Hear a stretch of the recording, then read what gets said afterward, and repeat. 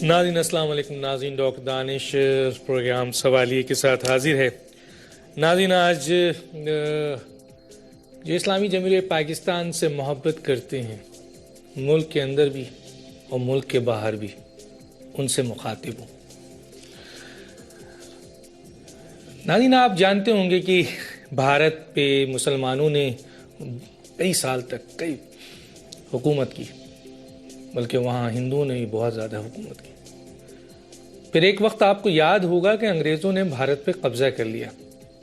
آپ کو یاد ہے، میں زیادہ ڈیٹیل میں نہیں جانا چاہتا، وقت میں صرف اتنا بتانا چاہتا ہوں کہ جب ایسٹ انڈیا کمپنی آئی تو وہاں کے مہاراجاؤں نے، راجاؤں نے، بادشاہوں نے ایسٹ انڈیا کمپنی کو وہاں کے وسائل بیچنا شروع کر دیا، جیسے آج پاکستان کے وسائل ہم بیچ رہے ہیں.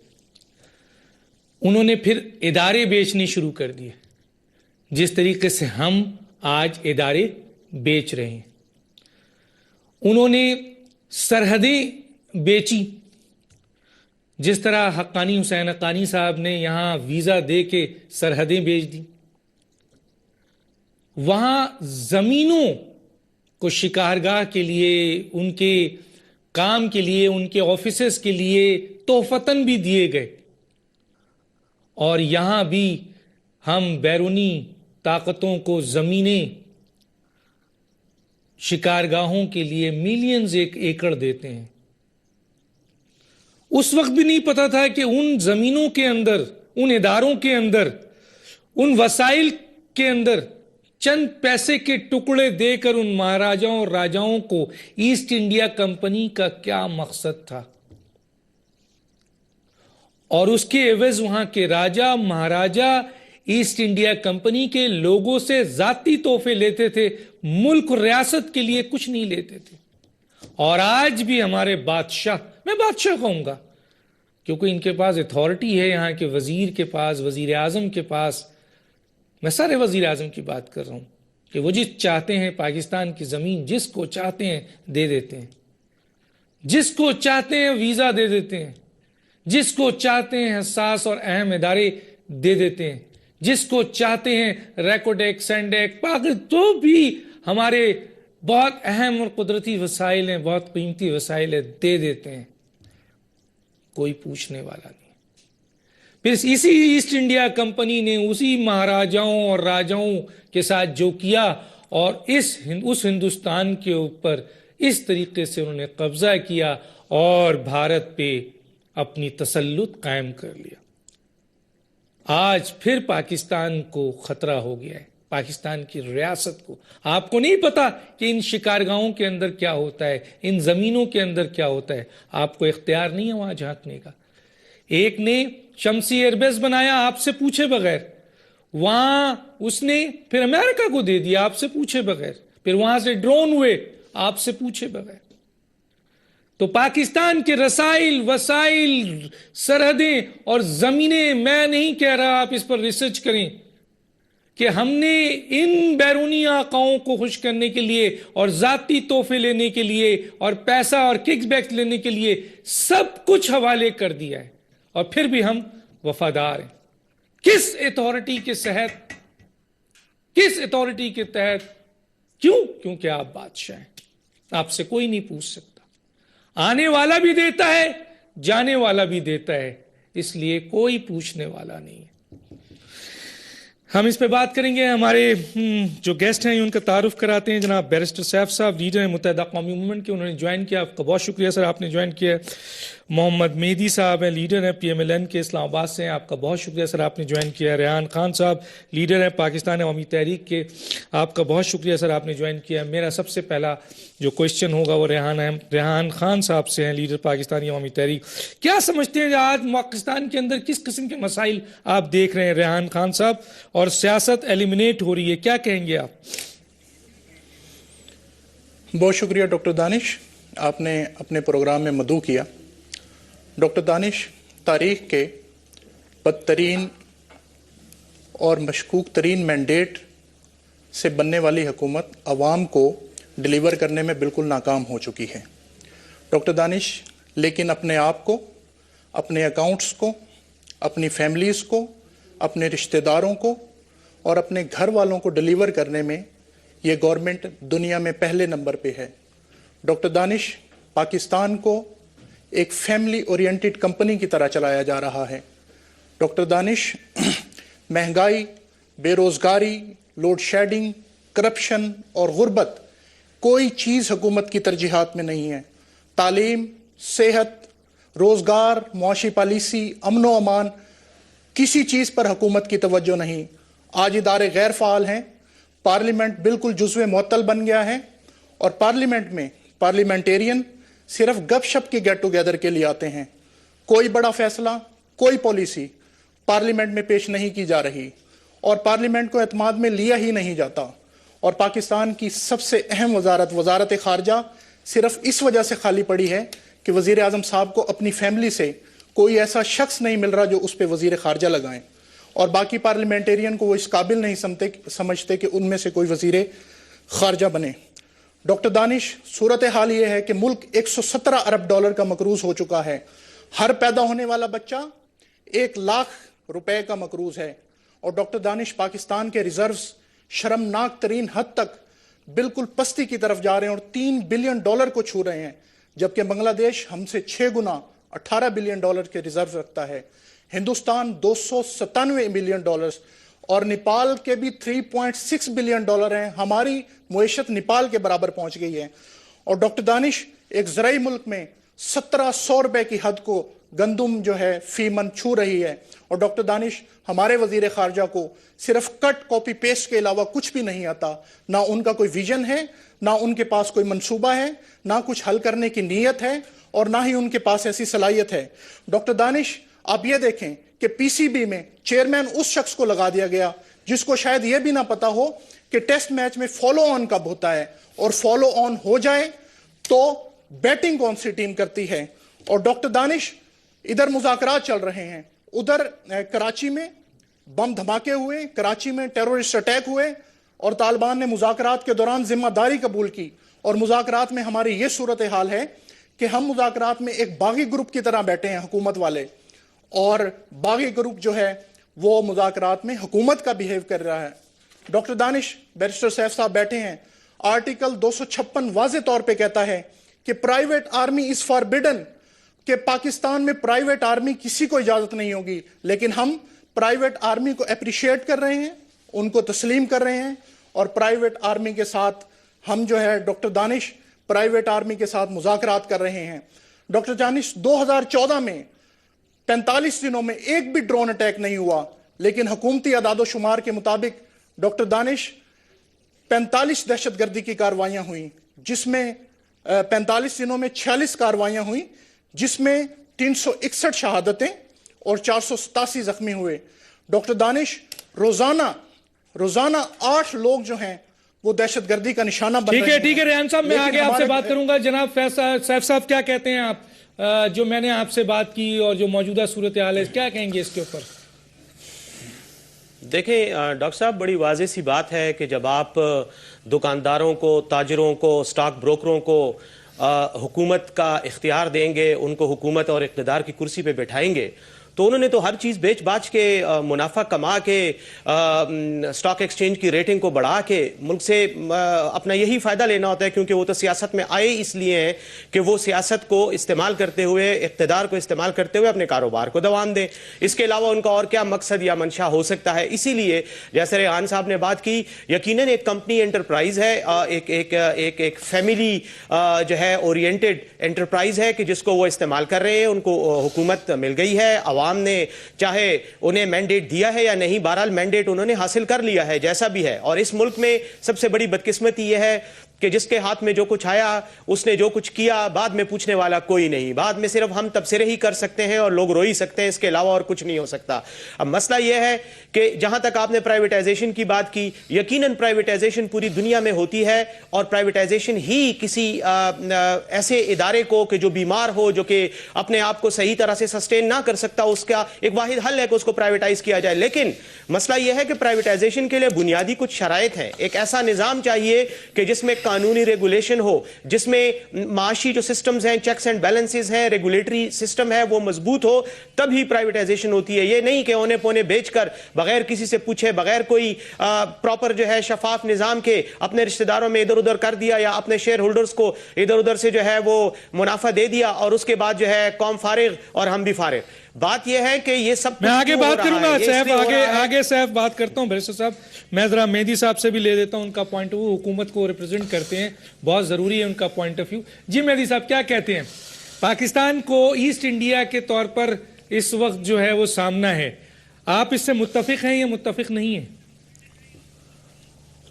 بسم اللہ الرحمن الرحیم. ڈاکٹر صاحب میں اس سے بالکل متفق نہیں ہوں, کیونکہ ایسٹ انڈیا کمپنی جس وقت آئی تھی تو 1600 کے اندر ایک دنیا کی صورتحال کچھ اور تھی, اور آج کی دنیا جو ہے وہ بالکل مختلف ہے. آج کی دنیا کے اندر پوری دنیا میں بزنس مینوں نے ایک دوسرے ملکوں کے اندر تجارت کر رہے ہیں. ڈاکٹر صاحب یہ اور وہ صورتحال میں زمین آسمان کا فرق ہے. دوسری بات یہ ہے کہ دونوں دوستوں نے بہت ہی چیزیں بتائیں کہ یہ بھی ہو گیا, یہ بھی ہو گیا, فلانی بات بھی ہو گئی. تجارت تو مجھے بھی بولنے دیں, ایک جملہ صرف بول دوں, ایک جملہ, اس سے زیادہ نہیں بولوں گا. تجارت تو حضور اکرم صلی اللہ علیہ وسلم کے زمانے سے شروع ہو گئی تھی, ایسٹ انڈیا کمپنی تو بہت بعد میں بنی ہے. اب آپ بولیں. نہیں دیکھیے, جہاں تک تجارت کی بات ہے تو تمام انبیاء کرام جو ہیں وہ تجارت کے شعبے سے منسلک رہے ہیں. اس طرح جائیں گے تو وہ تو ہزاروں سال کی بات ہو جائے گی. یہ بات نہیں ہو رہی. بات یہ ہو رہی ہے کہ آپ یہ دیکھیے کہ ابھی تک حکومت نے بیچا کیا ہے. کیا حکومت نے کوئی چیز بیچ دی؟ کوئی چیز اونے پونے داموں چلی گئی؟ ابھی تک تو کچھ ہوا ہی نہیں, کوئی بات ہی نہیں ہوئی ہے.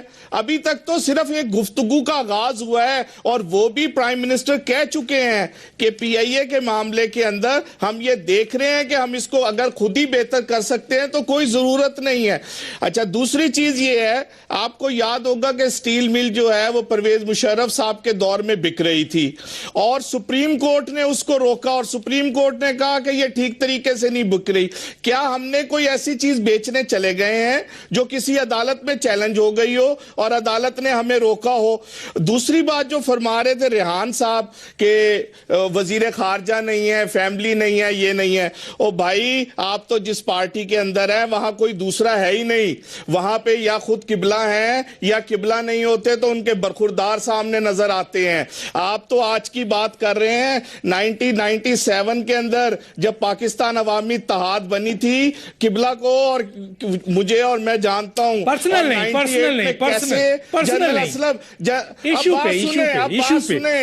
جنرل اسلم بیگ صاحب کے ساتھ وہ کیسے علیحدہ ہوئے, اور پھر 1 منٹ کے اندر وہ جی ڈی اے میں کیسے چلے گئے, وہ ساری کہانیاں جو ہے نا, میں پرسنل نہیں ہوں ڈاکٹر صاحب, پرسنل نہیں ہوں, ایشو پہ بات ہو رہی ہے. انہوں نے فرمایا کہ وزیر خارجہ نہیں مل رہا, پھر انہوں نے کہا کہ وزیر خارجہ کی کوئی, وزیر خارجہ کیوں نہیں ہے؟ پہلے دن سے وزیر خارجہ کام کر رہا ہے. سرتاج عزیز صاحب کیونکہ پارلیمنٹ کے ممبر نہیں ہیں اس لیے وزارت کا لفظ نہیں آ سکتا, تو وہ مشیر خارجہ کے طور پہ کام کر رہے ہیں.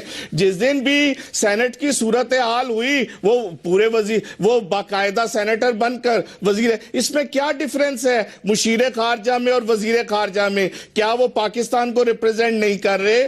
کیا وہ پاکستان کے معاملات کو آگے بڑھانے کی کوشش نہیں کر رہے؟ یہ جو فرما دیا گیا کہ وہ اپنی فیملی سے کسی کا انتظار کر رہے ہیں اور ان کی فیملی کا کوئی آدمی آئے گا اور وزیر خارجہ, دیکھیے یہ پرسنل پالیٹکس ختم کر دیں. اس طرح کی چیزوں سے کوئی فائدہ نہیں. بڑی جماعتوں نے اس چیزوں کو سمجھا ہے اور اب وہ پرسنل نہیں ہونے کی کوشش کرتے ہیں. میں مجھے بریک ہے, میری صاحب بریک کے لیے کہا ہے, بریک کے لیے کیو ایم کی ایک اپنی میری صاحب بریک کے لیے کہا جا رہا ہے. میں پھر آؤں گا, آپ کو پھر موقع دوں گا. اور میری صاحب نواز شریف صاحب کے سابقہ دور میں بڑی نچکاری ہوئی ہے, بہت سارے ادارے ہیں اس وقت میرے پاس ہیں. میں اس کو ڈسکس نہیں کرنا چاہ رہا, میں اس کو ڈسکس نہیں کرنا چاہ رہا اس لیے کہ وہ ادارے کتنے کامیاب ہیں. میں صرف پیپلز پارٹی, میری بات تو سن لیں آپ, میری بات تو سن لیں, میری بات سن لیں, میری بات تو سن لیں. مسلم ایم سی بی سے لے کے بہت سارے ادارے, میں اس پہ اس وقت بات نہیں کرنا چاہ رہا. یہ ایشو نہیں ہے, یہ ایشو نہیں ہے. اور پیپلز پارٹی کی میری بات تو سن لیں، میری بات تو سن لیں تحمل سے، میرے ساتھ تحمل سے. میں صرف یہ کہنا چاہ رہا ہوں یہاں پر صرف پاکستان مسلم لیگ نون کے اوپر پوائنٹ نہیں ہے. جو بھی اس ملک کا حکمراں بنا ہے، جو بھی اس ملک کا کرتا دھرتا بنا ہے، چاہے وہ آپ کے آمریت کی حکومت ہو، چاہے وہ سیاسی حکومت ہو، اور رسائل و وسائل اور ادارے بیچے گئے ہیں. زمینیں ملینز آف ایکڑ میں اگر آپ مجھے چیلنج کریں تو میرے پاس ڈاکومنٹس ہے کہ کس کس دور میں کہاں دی گئی. میں اس وقت بحث نہیں کر رہا، میں صرف یہ سوال رکھنا چاہتا ہوں. میں بحث نہیں، ابھی آپ سے پوچھوں گا. نہیں کیا جب آپ کے دونوں دوستوں نے بات کری، میں اس کے اوپر بات کر رہا ہوں. میں میری صاحب آپ سے پوچھوں گا. میرا سوال یہ تھا، میں چاہتا ہوں کہ میرا سوال یہ تھا کہ اس ملک کے رسائل اور بات ہوئی ہے. مہدی صاحب پلیز، میں رسائل، وسائل، انسٹیٹیوشن، سرحدیں اور زمینیں اس ملک کی دے دی گئی ہیں اور اس کے پروفز اور ثبوت بھی موجود ہیں. ایک بات اور پھر آگے چل کے ہم بات کریں گے، لیکن ایک بات کرتا چلوں میں، بہت امپورٹنٹ بات، اور وہ یہ ہے کہ کل کے پروگرام میں نے شاہ شیخ رشید صاحب سے میں نے ایک بہت ہی ڈیپ، یعنی بہرے انسان کا، گونگے اور بہرے شخص ہے، ان کا ذکر کیا تھا. اس کے ڈاکومنٹ دکھائے تھے کہ اس کو قرضہ نہیں دیا جا رہا ہے، نیشنل بینک اس کو قرضہ نہیں دے رہا ہے اور اس کے ساتھ زیادتی ہو رہی ہے. وہ کہتا ہے میں اس ملک کا ایک جو ہے اپاہج انسان ہوں، تو کیا میں پاکستانی نہیں ہوں جو میرے ساتھ یہ سلوک، اور میں کہاں سے لاؤں سفارش. تو اس کے اوپر ایک بڑی خوشائن بات ہے، ہم وہ بات بھی ضرور شیئر کریں گے. کیوں؟ کیونکہ ہم میرٹ کی بات کرتے ہیں. مجھے پرائم منسٹر یوتھ ویلفیئر سے مریم نواز کے حوالے سے کوئی صاحب ہیں، ان کی کال آئی، اور ایک جو ان کی کوارڈینیٹر ہیں ان کی کال آئی، اور انہوں نے کہا کہ وہ کون صاحب ہیں، ہم ان کے مسائل حل کرنا چاہتے ہیں. تو میں یہاں اپریشیٹ کروں گا، انہوں نے مانگا ہے وہ ڈاکومنٹ، ہم نے وہ کانٹیکٹ بھی دے دیا ہے، اور جن لوگوں کے ایسے مسائل ہیں انہوں نے وہ بھی مانگا ہے. تو یہ بڑی اچھی بات ہے کہ مریم نواز نے ایک پروگرام کو اس کے اندر یہ دیکھا کہ ان کی منسٹری کے نیچے یا ان کے ادارے کے نیچے اگر یہ غلط کام ہو رہا ہے اور لوگ نہیں کر رہے ہیں، تو انہوں نے نوٹس لیا اور اپنے آفس کو ایکشن لینے کو کہا، اور ان کے آفس نے ایکشن لیا. یہ بڑی اپریسیشن بات ہے. جو اچھی چیز ہے وہ کہی جائے گی، اور جو اچھی چیز نہیں ہے وہ بھی کہی جائے گی. ایک چھوٹا سا بریک، پھر واپس آتے ہیں.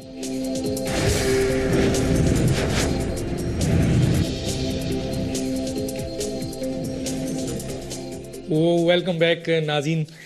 ہم ضرور آپ کو ایک پروگرام کریں گے جس میں ہم ضرور بلائیں گے اور یہ بتائیں گے کہ پچھلی دور میں، پیپلز پارٹی دور میں، یا پرویز مشرف صاحب کے دور میں، یا نواز شریف صاحب کے جو بھی دور ہیں ان کے اندر کتنی پرائیویٹائزیشن ہوئی، نجکاری کے کیا حالات ہیں، کس کس کو دیا گیا، اور ان کے کیا حالات ہوئے ہیں آج ملک کے اوپر. یہ ہمارا ایشو نہیں تھا، یہ ہم اس کے اوپر انشاءاللہ ضرور بات کریں گے، اور وسائل کے اوپر بھی بات کریں گے، اور ان زمینوں کے اوپر بھی بات کریں گے.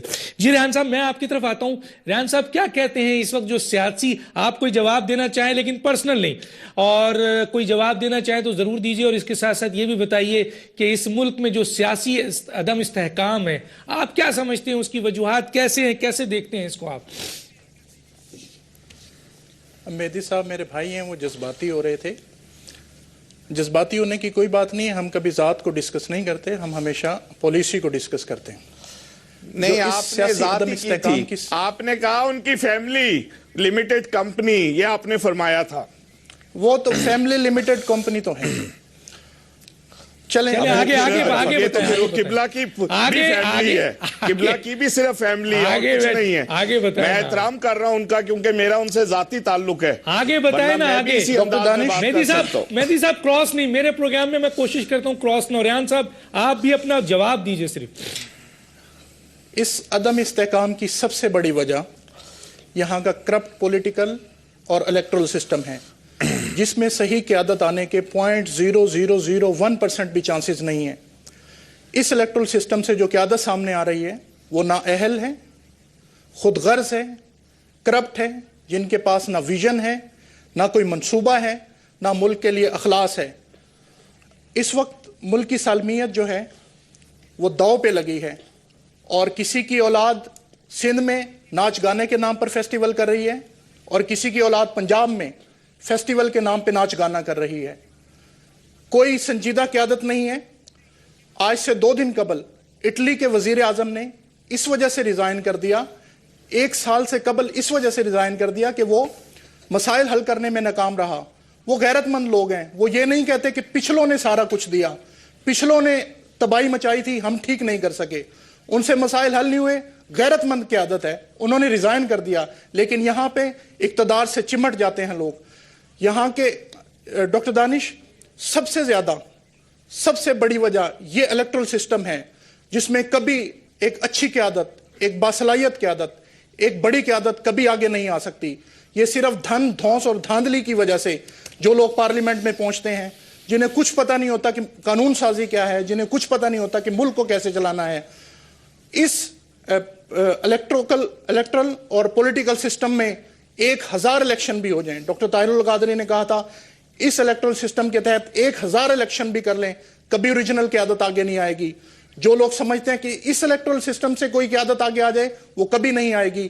قیادت جو ہے وہ اس الیکٹرل سسٹم اور پولیٹیکل سسٹم کو جڑ سے اکھاڑنا ہوگا, اور یہاں پہ بہت بڑے پیمانے پہ تبدیلیاں آئیں, اصلاحات ہوں, اس کے بعد وہ قیادت آئے گی, وہ ملک کو چلا سکے گی. ڈاکٹر دانش, آج یہ دور ہے کہ مائیں جو ہیں وہ اپنے بچوں سمیت خودکشیاں کر رہی ہیں, اور ہمارے اداروں سے لاکھوں کروڑوں کی تعداد میں بے روزگار نوجوان ڈگریاں لے کے باہر نکل رہے ہیں. لیکن ان لیڈروں کی اولادیں جو ہیں جنہیں کچھ نہ پتا ہے نہ قیادت ہیں, ان لیڈروں کی اولادیں پاکستان کے پیسے پہ پروموٹ ہو رہی ہیں, اور ملک کے اثاثے اس طرح بیچے جا رہے ہیں جس طرح ایک نشہ کرنے والا شخص اپنے گھر کے برتن بیچنے پہ تلا ہوا ہوتا ہے. اس طرح ملک کے اثاثوں کو نجکاری پہ لگایا گیا ہے.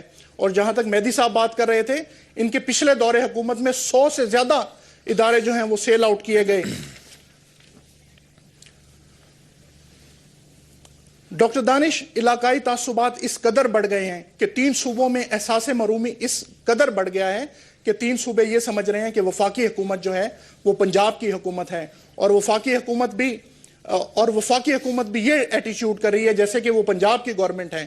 اور وفاقی حکومت کا رویہ دیکھیے کہ ان کو 1172 پارلیمنٹیرین میں سے ایک بھی اس قابل نظر نہیں آیا کہ وہ اس کو مذاکراتی ٹیم میں شامل کر سکیں. اور مذاکراتی ٹیم کی آپ کو کیا بات بتاؤں, مذاکراتی ٹیم قاتل اور مقتول کے درمیان میں صلح کرا رہی ہے, قاتل اور مقتول کے درمیان میں صلح کرا رہی ہے, اور شرائط ساری قاتل کی مان رہی ہے, اور مقتول کی اپنی کوئی شرائط نہیں ہے. ڈاکٹر دانش, اس گورنمنٹ کا اور اس کا کوئی قبلہ نہیں ہے, نہ ان کے پاس کوئی ویژن ہے, نہ منصوبہ ہے, نہ یہ ملک کے ساتھ سنسیئر ہیں, نہ ملک کو یہ آگے لے کر چلنا چاہتے ہیں. یہ صرف اپنے اکاؤنٹس بچانا چاہتے ہیں.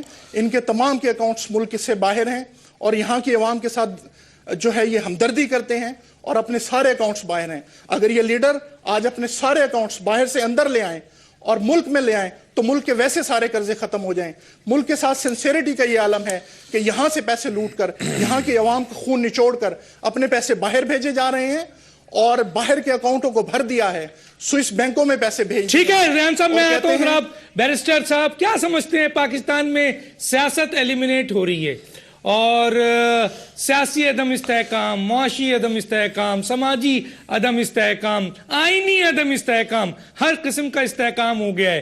حکومت نام کی کوئی چیز نہیں ہے. کیا کیا جائے, کیسے کام ہوگا, کیا کہتے ہیں آپ؟ پاکستان میں آج جو حالات ہیں جن کا آپ نے اپنے ابتدائی کلمات میں موازنہ کیا ایسٹ انڈیا کمپنی کے دور کے ساتھ, تو اس کے بارے میں میں یہ کہوں گا کہ اگر آپ حضرت شاہ ولی اللہ کی تصانیف کا مطالعہ کریں, جو کہ ایسٹ انڈیا کمپنی کے آمد کے دور میں ہندوستان میں تھے, اور تمام حالات کا جائزہ لیتے ہوئے انہوں نے بعض ایسی باتیں لکھی ہیں اپنی تصانیف میں جو آج کے حالات میں پاکستان میں بہت فٹ بیٹھتی ہیں.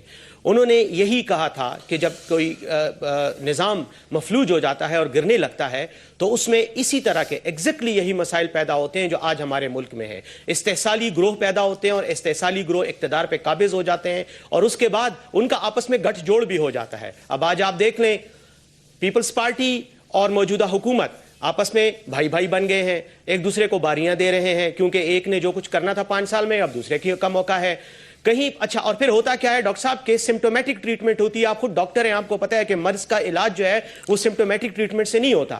یہاں پہ سمپٹومیٹک قسم کے سٹیپس لیے جاتے ہیں. مثال کے طور پہ لوگوں کا مورائل بوسٹ کرنے کے لیے ایک صاحب جو ہیں وہ وہاں پہ کلچرل شو کرنے پہنچ گئے ہیں مونجو داڑو میں.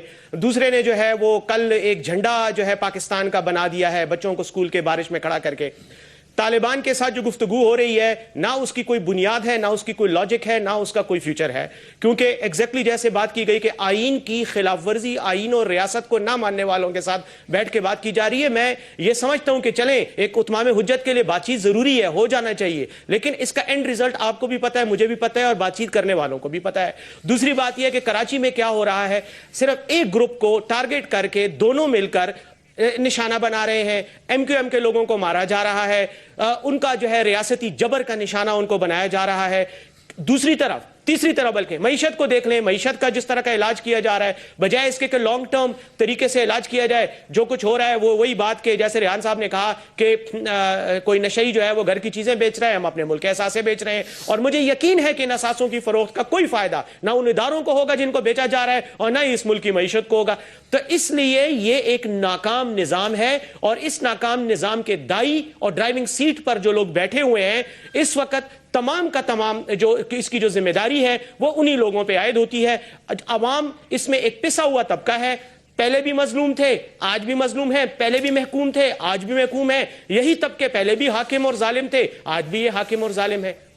ٹھیک ہے, میں اس وقت بات کروں گا جناب مہدی صاحب سے. مہدی صاحب, میں اس وقت جو بات ہو رہی ہے وہ صرف مسلم لیگ نون کی نہیں ہو رہی ہے, لیکن بہرحال آپ حکومت کا حصہ ہیں, پہلے بھی رہے ہیں. اس وقت بات یہ ہو رہی ہے کہ کیا آپ اگر ایک پاکستانی ہیں اور ایک پاکستانی کی حیثیت سے جس بھی حکومت نے پاکستان کے وسائل کو رسائل کو, اب سینڈک ایکٹ وہ تو آپ نے نہیں سیل کیا نا, وہ تو کسی اور گورنمنٹ نے کیا, ٹھیک ہے جی. ریکوڈیک آپ کرنے جا رہے ہیں جو ہو رہا ہے جس طریقے سے, دوسرے وسائل اور رسائل آپ نے بھی سیل کیے ہیں, پیپلز پارٹی کے دور میں بھی ہوئے ہیں, تھر کا منصوبہ ہے, جو کچھ ہوا ہے وہ آپ کی نظر میں بھی ہے. یہ جو زمینیں دی جاتی ہیں بادشاہوں کو, مختلف گلف کے کنگڈم اینڈ شیکڈم کو, یہ ملینز آف ایکڑ ہیں. کیا آپ نہیں مانیں گے کہ ان میں سے ایک زمین تھی جس میں ایئر بیس بنایا گیا اور اس ایئر بیس سے ڈرون ہوا اور امریکہ کو دیا گیا, وہ پاکستانی حکومت سے نہیں وہ کیا گیا. تو یہ جو ساری چیزیں ہیں, اگر ہم ملک کی سرحدیں حسین حقانی صاحب نے ویزوں کی صورت میں بیچ دی, جو بھی آیا, ریمنڈ ڈیوس آیا, آنے دیا, کسی کو نہیں روکا, تو آپ نہیں سمجھتے آپ ایک پاکستانی ہیں. ایسٹ انڈیا کمپنی نے بھی یہی ہوا تھا کہ جناب لوگوں نے پاکستان کی زمینیں بانٹ دی ہیں, ہر حکمران نے بانٹی ہیں, رسائل ہر حکمران بیچ رہا ہے, ادارے ہر حکمران بیچ رہا ہے, سرحدیں ہر حکمران بیچ رہا ہے. کیوں جناب, کیوں, کیسے کہیں گے؟ ڈاکٹر صاحب, پھر وہیں سے آپ نے جہاں شروع کیا تھا وہیں سے بات ہے کہ جب تک کوئی چیز بیچی نہیں گئی تو اس کے اوپر کس طرح بات کی جائے. مثلا یا تو کوئی چیز آپ بتائیے, میں بتاؤں, اچھا بولے تو بتانا شروع کر دوں. میں تو 47 سے بات کر رہا ہوں نا, 1947 سے کر رہا ہوں, میں صرف اس حکومت کی بات نہیں کر رہا. میں آپ سے, آپ نے سوال پوچھا, اب آپ مجھے موقع تو دیجیے. نہیں میری صاحب آپ بولیں, آپ نے مجھ سے بات کی, ابھی مجھے پوری طرح بات تو کرنے دیں, آپ نے سوال اٹھا دیا, بولنے کا تو موقع دینا ڈاکٹر صاحب. ٹھیک ہے, میں عرض یہ کر رہا ہوں کہ اس پچھلے 8 مہینے میں کیا کوئی چیز ہم نے بیچی ہے, یہ بات ہو رہی ہے. صحیح. دوسری بات عرض یہ کرنی ہے کہ جس وقت کوئی چیز بیچی جائے اور وہ ٹھیک طریقے سے نہ بیچی جائے تو بالکل آپ کا بھی حق بنتا ہے, اور آپ کے ساتھ, ہم بھی آپ کے ساتھ کھڑے ہوئے ہوں گے کہ یہ کیوں غلط طریقے سے بیچی گئی ہے, یہ پوچھا جائے گا. لیکن ابھی ایسا کچھ ہوا نہیں ہے, تو مفروضے پر میں آپ کو اس کا کیا جواب دوں ابھی کی سینیریو میں. دوسری بات یہ ہے کہ دولت کون لے گیا, دولت کون نہیں لے گیا. او بھائی, ہم نے نیشنلٹی تو نہیں لی ہوئی, ہم رہتے تو پاکستان میں ہی ہیں, ہم پاکستان کے اندر ہی الیکشن لڑ رہے ہیں, ہم کہیں باہر تو نہیں بیٹھے ہوئے. آپ نے گفتگو کو اتنا پھیلا دیا ہے کہ سوال آپ کچھ کر رہے ہیں, دوسرے لوگ کچھ اور بات کر رہے ہیں. اچھا, دوسری بات آپ سن لیں, آپ شمسی بیس کی دوسری دفعہ آپ نے بات کری ہے. جنرل شاہد عزیز صاحب جو اس وقت ڈی جی ایم او تھے جب کو ہوا 1999 میں, اور بعد میں کور کمانڈر بنے اور پھر سی جی ایس بنے, انہوں نے اپنی کتاب میں لکھا ہے کہ شمسی بیس کے بارے میں کیا ہوا, کیسے اس کا فیصلہ کیا گیا؟ ڈاکٹر صاحب بہت ساری چیزیں جو ہیں وہ آپ صرف اس انداز کے اندر بات کر کے کہ ایسا لگ رہا ہے کہ یہ سارا کچھ اسی گورنمنٹ نے کر دیا.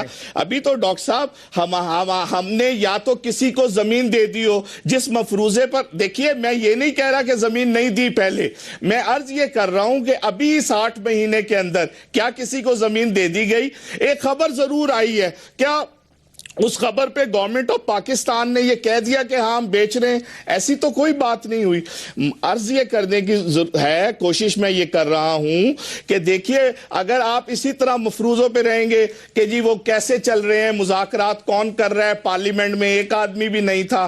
او بھائی یہ مذاکرات جو ہے تاریخ میں جائیے, یہ 94 سے ہو رہے ہیں مذاکرات. 94 میں پہلی دفعہ صوفی محمد صاحب کے ساتھ مذاکرات ہوئے تھے مالاکنڈ میں, اور اس زمانے میں پیپلز پارٹی کی دوسری حکومت چل رہی تھی, اور 2 سال کی, اور اس وقت کسی کانسٹیٹیوشن کے بغیر یہ مان لیا گیا تھا کہ 2 سال یہ دیکھیں گے کہ جو ہم نے وعدے کیے ہیں وہ پورے ہوتے ہیں یا نہیں ہوتے. ہم نے تو ایسا کچھ کیا ہی نہیں ہے. ہم کہاں کانسٹیٹیوشن سے باہر چلے گئے ہیں؟ ہم نے کون سے ان کے مطالبات مان لیے؟ کون, آپ نے فرمایا قاتل اور مقتول ایک ہو گئے, کس قاتل کو چھوڑ دیا گیا ہے ابھی تک؟ ایسا کچھ ہوا ہے؟ ابھی تو بات چل رہی ہے. پرائم منسٹر کی یہ کوشش ہے, ایف صاحب کی پارٹی بھی یہ لکھ کر آئی ہوئی ہے کہ ہاں مذاکرات کیے جائیں, اور ایک مذاکرات کرنے کی کوشش ہو رہی ہے, اور یہ کوشش پوری دیانتداری سے ہو رہی ہے کہ کسی طرح اس مذاکرات کا اینڈ ریزلٹ بہتر نکلے, لوگوں کی بلڈ شیڈ جو ہو رہا ہے وہ رک جائے. لیکن اگر ایسا ممکن نہیں ہوگا تو ریاست کے پاس اور بھی بہت سارے طریقے ہو سکتے ہیں, لیکن ابھی ریاست یہ چاہتی ہے کہ اس کو منطقی نتیجے تک پہنچایا جائے. تو یہ مختلف چیزیں آپ شروع کر دیتے ہیں. گفتگو جو ہے وہ کسی ایک کے, ہمارا جو سننے والا ہے اسے پتا چلے. اگر آپ اس طرح صرف چیزوں کو رٹا لگا کر اور ایک بائی ایک بیان کرتے رہیں گے تو اس طرح لوگ کنفیوز ہو جائیں گے. کسی ایک موضوع کے اوپر چلیں کہ یہ موضوع ہے, اس پر ہم بات کر رہے ہیں, اس کا جواب دینا ہے, تو بہت اچھی بات ہے. اب کبھی آپ کراچی کے اس پہ چلے جاتے ہیں. بھائی ابھی چودھری نثار صاحب گئے ہوئے تھے, ایم کیو ایم کا پورا وفد, اسی گورنر ہاؤس میں جو گورنر ایم کیو ایم کے نامزد کردہ ہیں, جو پچھلے 10-12 سال سے وہاں پہ گورنر چل رہے ہیں. ایم کیو ایم مسلسل مختلف حکومتوں کا حصہ رہی ہے, وہ اس سارے حکومتوں کے حصے کے اندر ساری چیزوں کو سمجھتی ہے. یا تو آپ پارٹی لائن کی بات کریں, کیا آپ کی پارٹی نے پرائم منسٹر کو یہ اختیار نہیں دیا تھا کہ وہ مذاکرات کرے, یا آپ اپنی لائن کی بات کریں؟ یہ ڈبل جو چیزیں ہیں اس سے صرف پبلک کے اندر ایک کنفیوژن جاتی ہے, ان کو آپ مزید اس طرح مت کریں. بریک کے لیے کہا جا رہا ہے. ناظرین ہم جو بات کر رہے ہیں وہ یہاں پاکستان کے اندر, کیونکہ پاکستان کے اندر جب بات کریں گے سیاسی عدم استحکام کی بات کریں گے, جب پاکستان کے حالات کی بات کریں گے, پاکستان کے مستقبل اور ریاست کی بات کریں گے, یہاں کے اداروں کی بات کریں گے, تو ساری باتیں نکلتی ہیں. اور اس میں یقیناً جو بھی اس ملک سے محبت کرتا ہے وہ اپنا اپنا پوائنٹ آف ویو دے گا. اب یہ پوائنٹ آف ویو کا فیصلہ کرنا تو آپ ہی لوگوں کا کام ہے نا, کہ کون کیا کہہ رہا ہے اور صحیح کہہ رہا ہے. لیکن جب آپ ہمیں انگلی دکھائیں گے تو پھر ہم یہ سارے پیپرز دکھائیں گے اور بہت کچھ دکھائیں گے. لیکن ہم تو یہاں پہ بیٹھے ہوئے ہیں عوام کے سوالات لے کر, اور ہم عوام کے سوالات کو آپ کے سامنے رکھیں گے. لیکن جب آپ ہمیں کہیں گے کہ آپ بتائیں تو پھر پورا پروگرام اس پہ ہو جائے گا. میں رات بتاؤں گا رات ہو جائے گی, میں دن بتاؤں گا دن ہو جائے گی, مہینوں چلتے رہیں گے. 1947 سے لے کر اس ملک کو تباہ کرنے والوں کے چہرے اور ان کی نظریں, ان کے کام ختم نہیں ہوں گے. ایک چھوٹا سا بریک, پھر واپس آتے ہیں.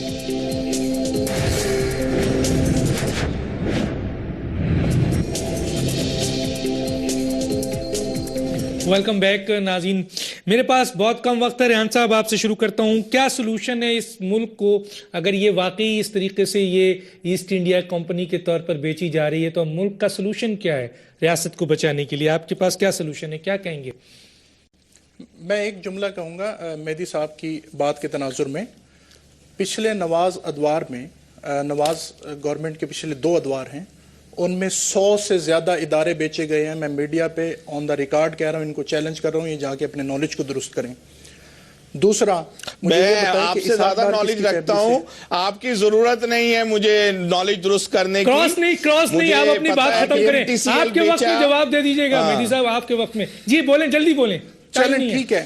اس کا حل یہ ہے کہ اس پولیٹیکل اور الیکٹرل سسٹم کو جڑ سے اکھاڑنا ہوگا.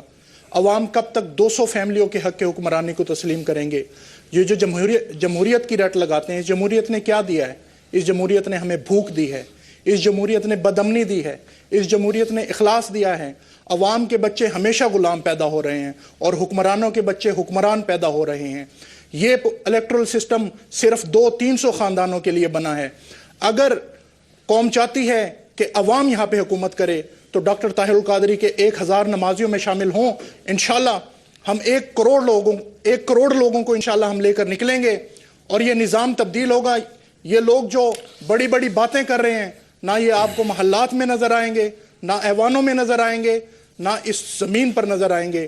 انشاءاللہ ہم بدلیں گے نظام, ہم طاقت جو ہے وہ عوام کی طرف پہنچائیں گے. ٹھیک ہے, میں آتا ہوں بیرسٹر صاحب. مجھے آگے ریحان صاحب بات کرنا ہے. بیرسٹر صاحب آپ کے پاس بھی کم وقت ہے, کیا سلوشن آپ سمجھتے ہیں فوری طور پر؟ سلوشن تو دیکھیں جو اقتدار کے ایوانوں میں بیٹھے ہیں انہی کے پاس ہے, لیکن میں یہ کہہ سکتا ہوں کہ اگر عام آدمی کو اختیار دیا جائے اپنے فیصلوں کے کرنے کا تو اس نظام میں یقیناً بہتری آ سکتی ہے. وہ کیسے ہوگا, یہی وہ $1 ملین کا سوال ہے. اسی کے لیے جو ہے اگر آپ دیکھیں تو جو تحریکیں یا جو پارٹیاں اس وقت عام آدمی کو ریپرزینٹ کر رہی ہیں, میں سمجھتا ہوں کہ انہی کا جو ہے لیڈرشپ کا حق ہے اور انہی کے جدوجہد کے نتیجے میں یہ نظام بدل سکتا ہے. میں اپنی پارٹی کی بات کروں گا, متحدہ قومی موومنٹ میں کوئی وڈیرا سرمایہ دار اور جاگیردار نہیں ہے, نہ کوئی کارخانہ دار ہے. ہم عام لوگوں کی پارٹی ہیں اور اس وجہ سے میں سمجھتا ہوں کہ کریڈیبلٹی کے لیول پر اگر دیکھا جائے تو MQM جو ہے وہ یقیناً اس بات کو اس نظام کو چیلنج کرنے کی صلاحیت رکھتی ہے. دوسری آخری میں ایک پوائنٹ ریز کرنا چاہوں گا جو مہدی صاحب نے کہا MQM کے بارے میں. دیکھیں MQM کو بھی کراچی میں دیوار سے لگایا جا رہا ہے. ماورائے عدالت قتل اور کارکنوں کو غائب کر دینا غیر قانونی طریقے سے, یہ کس کے ساتھ ہو رہا ہے؟ نہ پیپلز پارٹی کے ورکر غائب ہو رہے ہیں, نہ مسلم لیگ نون کے ہو رہے ہیں. اگر ہو رہے ہیں تو وہ MQM کے ہو رہے ہیں. سپریم کورٹ کا یہ حال ہے کہ سپریم کورٹ میں ہماری پٹیشنیں دائر ہیں. جج صاحب کو سعدی اور حافظ کے شعر سنانے کا ٹائم ہے عدالت میں, لیکن پٹیشن سننے کا ٹائم نہیں ہے. بات یہ ہے کہ جب آپ ریاستی جبر کریں گے تو ریاستی جبر کے نتیجے میں حالات ٹھیک ہونے کی بجائے بدتر ہو جاتے ہیں. میں آتا ہوں مہدی صاحب, بالکل, کیونکہ مہدی صاحب کو بھی ٹائم ہے. مہدی صاحب کیا بولتے ہیں سلوشن؟ جی سلوشن اس کا یہ ہے کہ جن لوگوں کو اس وقت لوگوں نے منتخب کیا ہے, کیوں نہ وہ MQM ہو, اور اگر MQM کے کسی آدمی کو ماورائے عدالت مارا جا رہا ہے تو سندھ گورنمنٹ کو بھی اس پر ایکشن لینا چاہیے. اور وزیر داخلہ آلریڈی ان کے ساتھ کمٹ کر آئے. انہوں نے جن لوگوں کے نام بتائیں کہ ان پر انکوائری ہوگی اور دیکھا جائے گا کہ اگر ان کے ساتھ ایسی بات ہوئی ہے تو جن لوگوں کو جہاں سے ووٹ ملے ہیں ان کو موقع دیا جائے, کیونکہ لوگوں نے ان کو منتخب کیا ہے. یہ کہہ دینے سے کہ جناب ہمارے اتنے نمازی ہو جائیں گے, یہ بہت اچھی بات ہے. اللہ کرے کہ ایک دن ایسا آ جائے کہ ان کے اتنے نمازی ہو جائیں اور یہ سب کچھ تبدیل کر لیں, لیکن ابھی فی الحال ان کے پاس اتنے نمازی نہیں ہیں تو ابھی ان کو انتظار کرنا چاہیے, اور جن کے پاس وہ نمازی ہیں ان کو موقع دینا چاہیے کہ وہ اس کو بہتر کر سکے. دوسری بات انہوں نے فرمایا تھا, موقع ذرا دے دیجئے گا ڈاکٹر صاحب, کہ 100 سے زیادہ وہ بیچ دی اور یہ کر دی. پہلی بات تو یہ ہے کہ 100 سے زیادہ ہماری گورنمنٹ کے اندر نہیں